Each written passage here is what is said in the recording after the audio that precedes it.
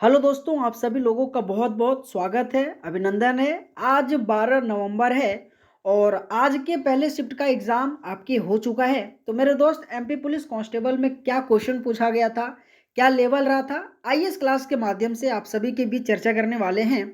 तो पहला क्वेश्चन देखते हैं कि उपराष्ट्रपति के चुनाव में कौन-कौन हिस्सा लेता है? ये क्वेश्चन बहुत ईज़ी है। तो यहाँ पे याद रखिएगा कि दोनों सदनों के जो सदस्य होता है ना, ये आपके उपराष्ट्रपति के चुनाव में भाग लेता है। लेकिन इस क्वेश्चन के माध्यम से उपराष्ट्रपति से संबंधित जितने भी इंपॉर्टेंट आर्टिकल है, मैं रिवीजन कराने वाला हूँ। अगर मैं अनुच्छेद 63 की बात करूँ तो उसमें से कहा गया कि भारत का एक उपराष्ट्रपति होगा, बहुत ही इंपॉर्टेंट है, याद रखिएगा।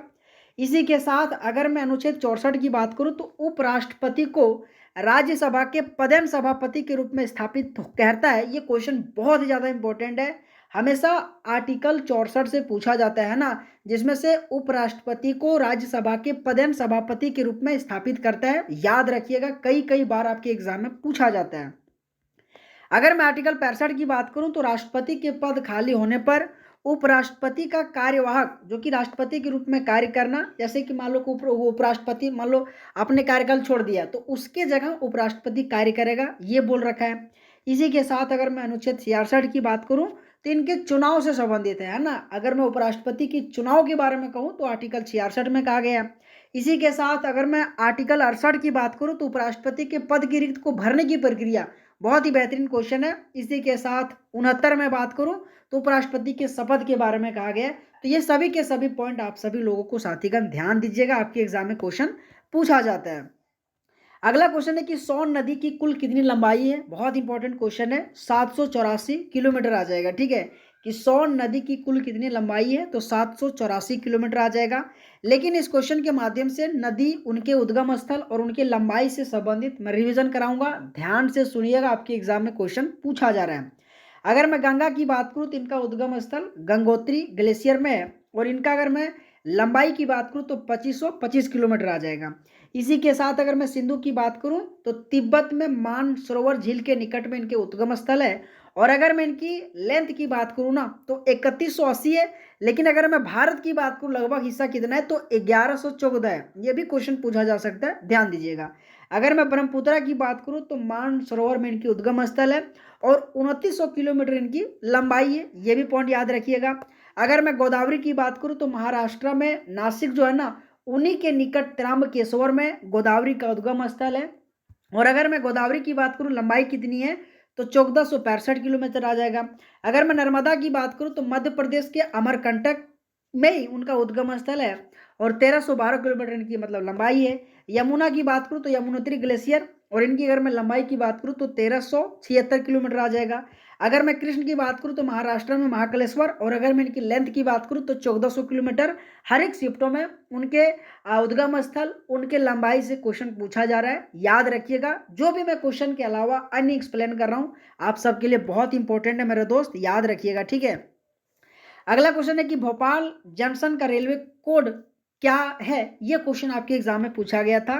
तो याद रखिएगा बीपीएल आ जाएगा, है ना। कि भोपाल जंक्शन का जो रेलवे कोड है ना सो क्या पे है तो बीपीएल है, याद रखिएगा। अगर दोस्तों आप सभी को ये क्लास अच्छा लग रहा है, मेरे पढ़ाने का तौर तरीका आपको पसंद आ रहा है तो भैया आप भी हमें सपोर्ट करो यार। हमारा चैनल छोटा है बट जो भी क्वेश्चन दे रहा हूँ रियल कंटेंट है ना, तो एक बार यार कम से कम चैनल को जरूर सब्सक्राइब करना। ठीक है, अगला क्वेश्चन है कि 1956 में मध्य प्रदेश उच्च न्यायालय कहां पर बना था?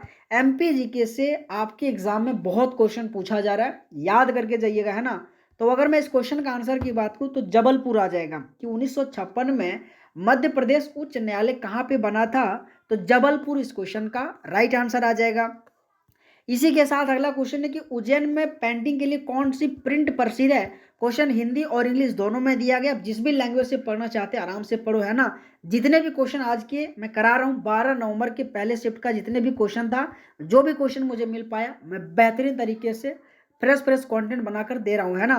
तो यहाँ पे बाटिक प्रिंट आ जाएगा। ठीक है, कि उज्जैन में पेंटिंग के लिए कौन सी प्रिंट जो कि प्रसिद्ध है तो वहाँ पे बाटिक प्रिंट इस क्वेश्चन का राइट आंसर आ जाएगा, याद रखिएगा। इसी के साथ अगला क्वेश्चन है कि मध्य प्रदेश में कितने जलवायु क्षेत्र स्थित है? अगर मैं बात करूं कि मध्य प्रदेश में कितने जलवायु क्षेत्र स्थित है तो वहां पे याद रखिएगा 11। ठीक है, मध्य प्रदेश में कुल 11 जलवायु क्षेत्र जो स्थित है, जो आपके एग्जाम में क्वेश्चन पूछा गया था। इसी के साथ अगला क्वेश्चन पूछा गया था कि भारत का सबसे ऊंचा बांध कौन सा है। मेरे दोस्त, हर एक मेरे दोस्त का पता होगा टिहरी बांध इस क्वेश्चन का राइट आंसर आ जाएगा। ठीक है, कि भारत का सबसे ऊंचा बांध कौन सा है, तो वहां पे टिहरी बांध इस क्वेश्चन का राइट आंसर आ जाएगा। लेकिन इस क्वेश्चन के माध्यम से, जैसे कि टिहरी बांध कहाँ पे, कौन से नदी पे, तो भागीरथी नदी पर है। ये मोस्ट इंपॉर्टेंट है, याद रखिएगा। अगर मैं हीराकुंड बांध की बात करूँ तो ये महानदी पर है। सरदार सरोवर बांध की बात करूँ तो ये नर्मदा में स्थित है। इसी के साथ भाखड़ा नांगल बांध की बात करूँ तो सतलुज में स्थित है। अगर मैं नागार्जुन सागर बांध की बात करूँ तो ये कृष्णा नदी पर है। इसी के साथ अगर मैं मैथन बांध की बात करूँ तो बराकर नदी पर है। अगर मैं मेट्टूर बांध की बात करूँ तो कावेरी नदी पर है। ये सभी के सभी जितने भी नदी हो, उनसे संबंधित बांध हो, याद रखिएगा। क्वेश्चन में बोल रहा हूँ ना, जितने भी क्वेश्चन दे रहा हूँ आपके एग्जाम ओरिएंटेड है, आपके एग्जाम में क्वेश्चन पूछा जाएगा, है ना। इसी के साथ इंदिरा सागर बांध आपके नर्मदा नदी पर है। अगर मैं लखवार बांध की बात करूँ तो यमुना में है। मेरे दोस्त, मैं समय कम लेता हूँ, है ना। जो भी क्वेश्चन है तुरंत आंसर लो, फटाक के एक्सप्लेन लो और तुरंत। मैं चाहता हूँ यार 10 से 12 मिनट में आपको ये कंटेंट और ये क्लास में बता दूँ, ताकि दोस्त आप भी अगर और भी तैयारी करो तो आपके लिए बेहतरीन हो सकेगा, है ना।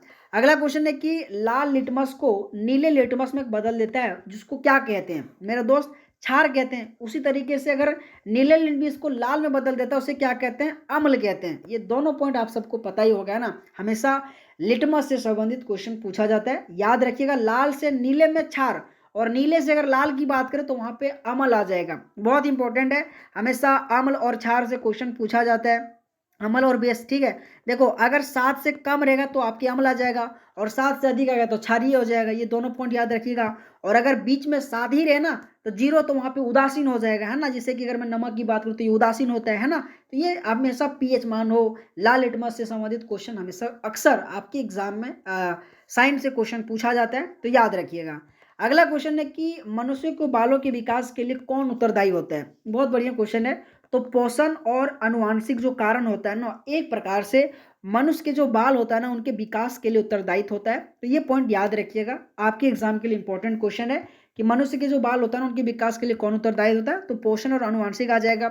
इसी के साथ अगला क्वेश्चन है कि कुषाण वंश के शासकों ने कौन सी उपाधि धारण किया था, तो देवपुत्र, जो कि इस क्वेश्चन का राइट आंसर आ जाएगा। और हमेशा कुषाण वंश के संस्थापक कुजुल कड़फिसे से क्वेश्चन पूछा जाता है, याद रखिएगा।